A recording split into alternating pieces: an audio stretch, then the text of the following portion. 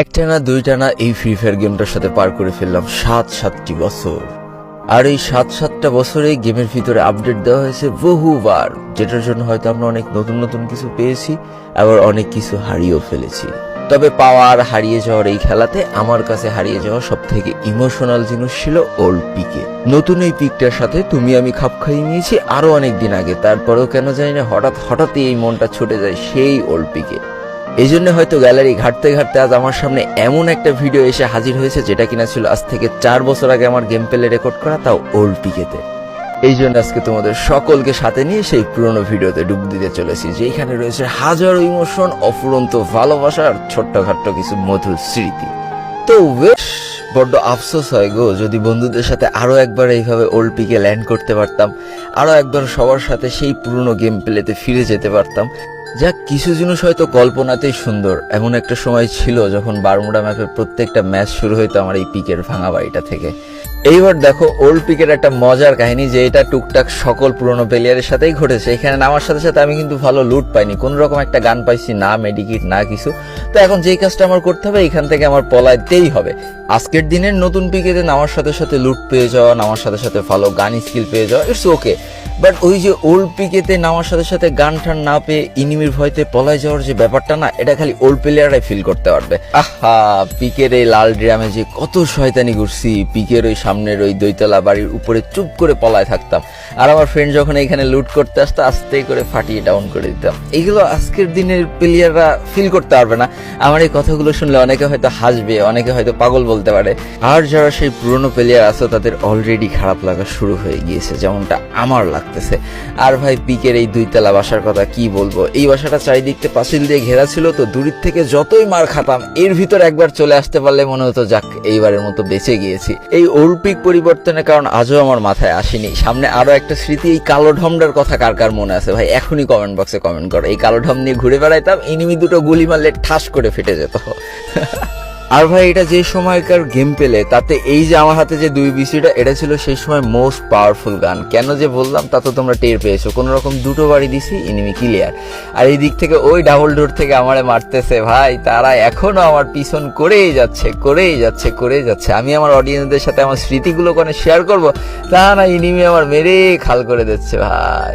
Camping এর যে ব্যাপারটা না, এটা র্যাঙ্ক ম্যাচ থেকে উঠে গেছে, এটা বর্তমান নেই। বর্তমান সবাই রাশ করে, ফাইট করে, মরে যায়, আবার বাঁচে, আবার মারে।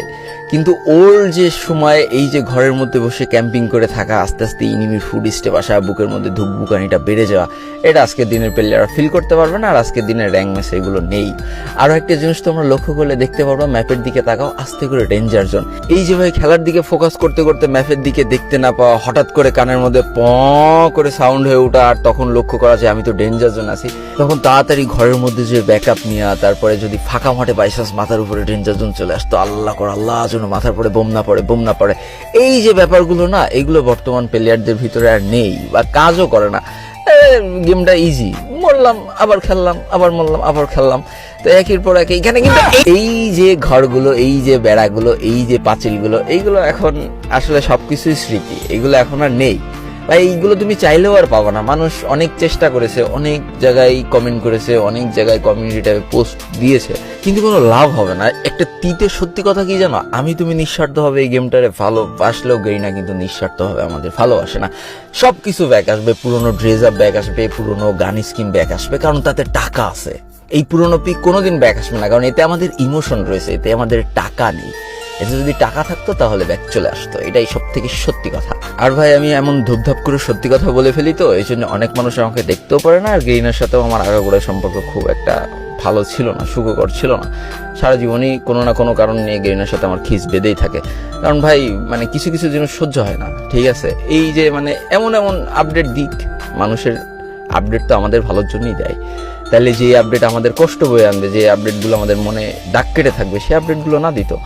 যাকে আমার ভাই ব্রাদার আমার কোনো কথায় কষ্ট পেয়ে থাকলে মাফ করে দিও, কারণ কষ্ট থেকে বের হয়ে গেছে। এমন একটা সময় ছিল যেখানে প্রত্যেকটা ম্যাচ, বারমুডা ম্যাপের প্রত্যেকটা ম্যাচ আমার এই পিকে থেকে শুরু হইতো।